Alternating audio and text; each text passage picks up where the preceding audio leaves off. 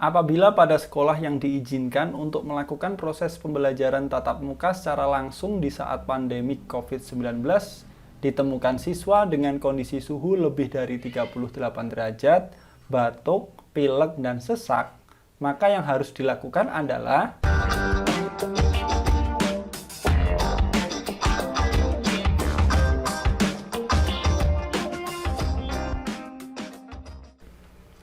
Assalamualaikum warahmatullahi wabarakatuh. Jumpa lagi bersama saya Fajar Rohman Hariri di channel Dosen Deso. Dan pada video kali ini kita akan kembali membahas mengenai SKB CPNS 2019 untuk formasi guru. Ya, ini kita akan membahas mengenai soal pedagogik. Jadi karena 30% dari apa yang akan diujikan di SKB mengenai pedagogik. Nah, yang 70% baru sesuai dengan bidang atau formasinya teman-teman, ya, mata pelajarannya maksudnya. Oke, jadi tanpa berlama-lama kita langsung aja ke pembahasan. Oh iya, tapi sebelumnya saya ingatkan buat jangan lupa untuk subscribe channel ini, jangan lupa untuk like, komen, dan juga share supaya banyak orang yang mendapatkan manfaat dari video ini.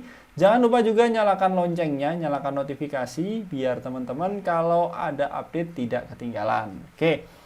Sebelum ke pembahasan, ya saya ingatkan lagi buat teman-teman yang pengen latihan, ya biar enak tuh ya, karena nantinya akan CAT, jadi harus membiasakan diri dengan sistem yang CAT juga. Nah, salah satu platform yang saya rekomendasikan adalah Ayo CPNS, karena di sana sudah mirip ya dengan CAT punyanya BKN, jadi ada soal, ada timer, dan juga ada tombol untuk memilih nomor soal, jadi tidak harus dikerjakan di awal ya.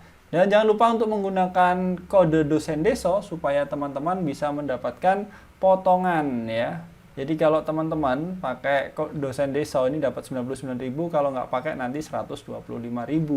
Kan lumayan tuh 26.000. Dan apalagi bulan ini banyak promo untuk formasi guru nih, banyak promo nih ya. Jadi ada 2 tryout pedagogik bonusnya, dan untuk tryout kesehatan ini ada juga bonusnya untuk formasi kesehatan. Kayak gitu, langsung saja kita ke soal dan juga pembahasan. Soal yang pertama. Pada masa pandemi COVID-19, Pak Fajar melakukan pembelajaran melalui video conference menggunakan Zoom. Kemudian, siswa diminta mengerjakan soal yang sudah ada pada e-modul yang sebelumnya sudah dibagikan. Pembelajaran yang dilakukan Pak Fajar termasuk dalam apa nih? Oke. A. Pembelajaran daring, B. Pembelajaran luring, C. Pembelajaran semi-online, D. Blended learning, E. Learning management system. Nah, ini jawabannya apa nih? Ya, kalau daring itu dalam jaringan. Ya, kalau pembelajaran luring itu luar jaringan, atau kita bisa nyebutnya online dan offline. Oke. Selanjutnya untuk C. Semi-online ini ya semi lah, online ada online dan enggaknya. Nah, D ini blended learning. Nah, nanti saya jelaskan blended learning itu apaan.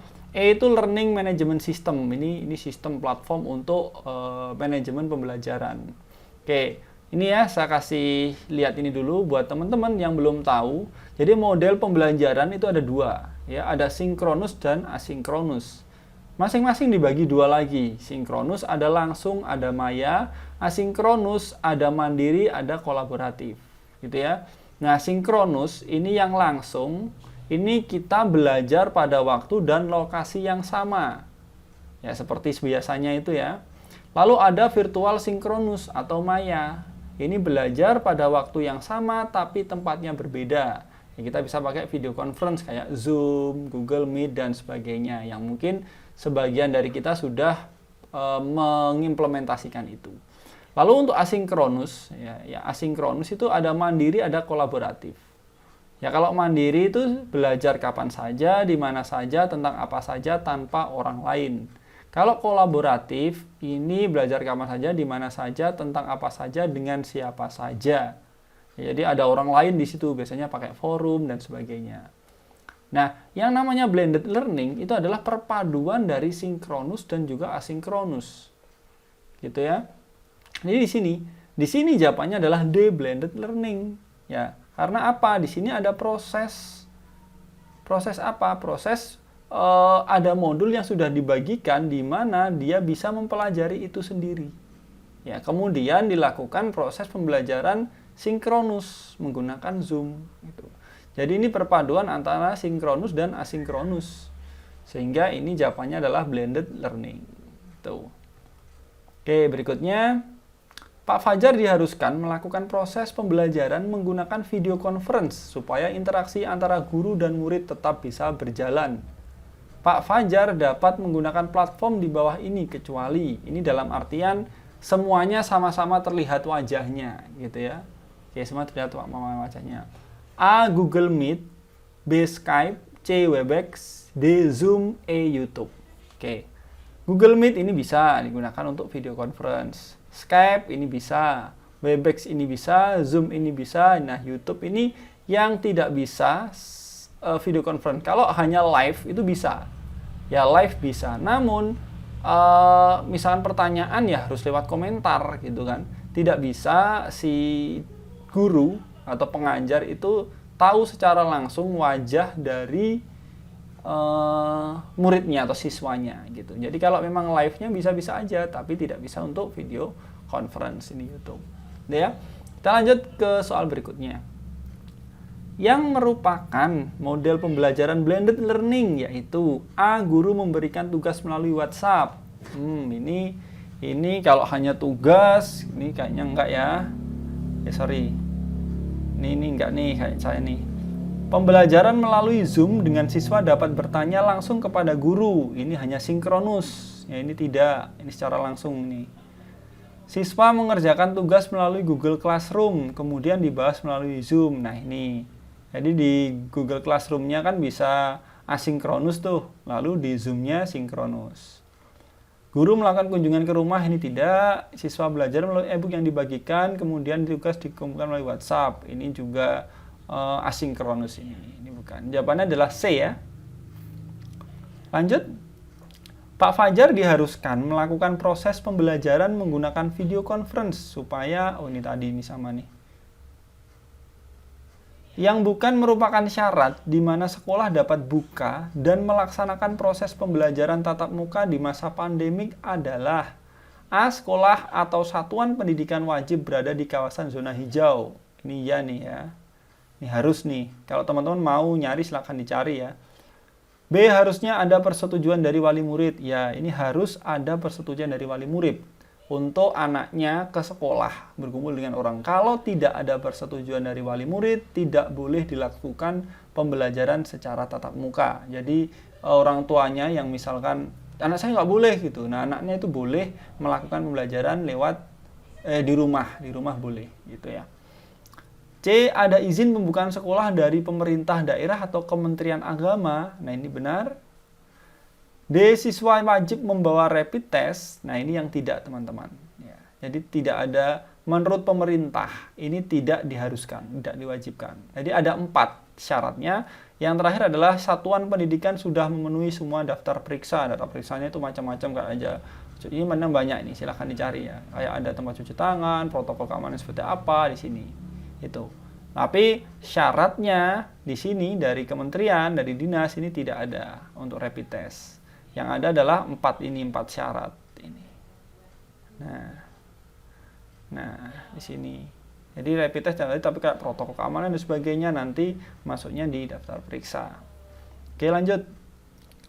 Nah, ini apabila pada sekolah yang diizinkan untuk melakukan proses pembelajaran tatap muka secara langsung di saat pandemi COVID-19 ditemukan siswa dengan kondisi suhu lebih dari 38 derajat, batuk, pilek, dan sesak, maka yang harus dilakukan adalah A. Menghubungi rumah sakit atau gugus COVID, B. Mengisolasinya dan menghubungi wali murid, C. Menyuruhnya untuk pulang untuk melakukan karantina mandiri, D. Menyemprotnya dengan disinfektan, E. Memulangkan semua siswa. Oke. Kalau kita sebagai sekolah ya atau guru yang ada di situ ya, ini yang paling tepat dilakukan adalah B. Ya, kita tidak bisa langsung menghubungi gugus COVID karena belum tentu. Ya, karena belum tentu. Ini masih ciri-ciri saja kan ya, gejala-gejalanya saja. Ini tidak. Untuk pulang melakukan karantina mandiri, dia berpotensi untuk berinteraksi dengan orang banyak di sini. Ini bukan kebijakan yang tepat. Menyemprotnya apalagi ya, kasihan anaknya ntar nih. Memulangkan semua siswa ini jelas tidak. Jadi yang paling benar adalah kita mengisolasi mandiri. Misalkan ada ruangan khusus ya, si siswa diisolasi. Lalu kita menghubungi wali murid. Selanjutnya kita bisa memberikan edukasi kepada wali murid untuk melakukan tes, rapid test kepada siswa tersebut. Gitu. Kalau ternyata hasilnya reaktif, ya maka harus seperti apa. Kalau non reaktif seperti apa, gitu ya. Lanjut. Untuk menjaga stabilitas pendidikan, khususnya pencegahan COVID-19 pada satuan pendidikan, pemerintah mengeluarkan kebijakan A. Surat Edaran Nomor 3 Tahun 2020, B. Surat Edaran Nomor 4 Tahun 2020, C. Surat Edaran Nomor 5 Tahun 2020, D. Surat Edaran Nomor 6 Tahun 2020, E. Surat Edaran Nomor 7 Tahun 2020. Nah, ini jawabannya adalah A ya teman-teman ya. Nanti bisa dicari sendiri. Ini nomor 3 tahun 2020. Oke, lanjut. Pak Fajar akan memanfaatkan Learning Management System atau LMS dalam proses pembelajaran online. Alternatif platform yang dapat digunakan oleh Fajar adalah sebagai berikut, kecuali A. Edmodo, B. Google Form, C. Moodle, D. Google Classroom, E. Camilo. Nah, di sini yang bukan merupakan LMS adalah B ya teman-teman ya. LMS itu Learning Management System. Jadi kayak sistem atau platform yang bisa digunakan untuk memanajemen pembelajaran. Di situ kita bisa nge-share materi, bisa siswa untuk mengumpulkan tugas, bisa siswa untuk melakukan ujian dan sebagainya. Nah, kalau Google Form ini hanya untuk misalkan di pembelajaran ya, untuk ujian ya itu bisa, atau intinya ini untuk assessment test itu bisa ya. Tapi kalau secara sistem ya, manajemen sistem, nah ini Classroom, Camilo, Edmodo, Moodle itu, ini yang bisa ya. Teman-teman perlu mempelajari itu ya, tanya atau membaca-bacalah, siapa tahu nanti ada yang keluar. Kayak gitu teman-teman, semoga video ini bermanfaat, nggak perlu banyak-banyak, yang penting istiqomah, belajar dikit-dikit, ya, pelajari terus. Saya doakan semoga teman-teman diberikan kemudahan dan diberikan kelancaran dalam menjalani SKB. Dan jangan lupa untuk memaksimalkan segala potensi yang teman-teman miliki, karena tidak semua orang ya diberikan kesempatan oleh Tuhan ada di posisinya teman-teman sekarang. Ya, banyak orang yang berharap bisa lulus SKD tapi tidak.